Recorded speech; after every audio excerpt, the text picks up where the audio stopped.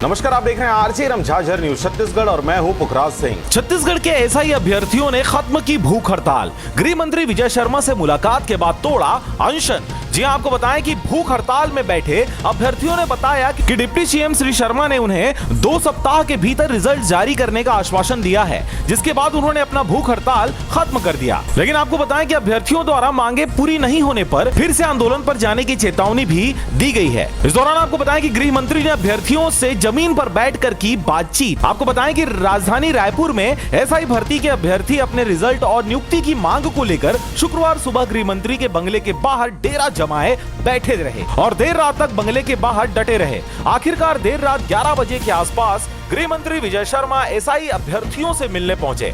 बीच सड़क पर जमीन पर बैठकर गृह मंत्री ने एसआई अभ्यर्थियों और उनके परिजनों से बातचीत की।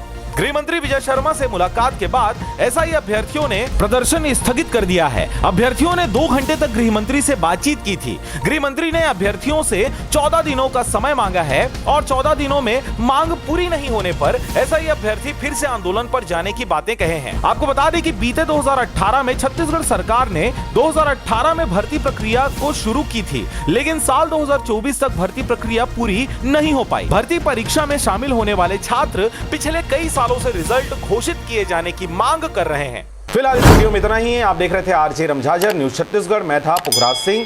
चैनल को अभी तक आपने सब्सक्राइब नहीं किया तो कृपया चैनल को सब्सक्राइब करें, खबरों को ज्यादा से ज्यादा शेयर करें।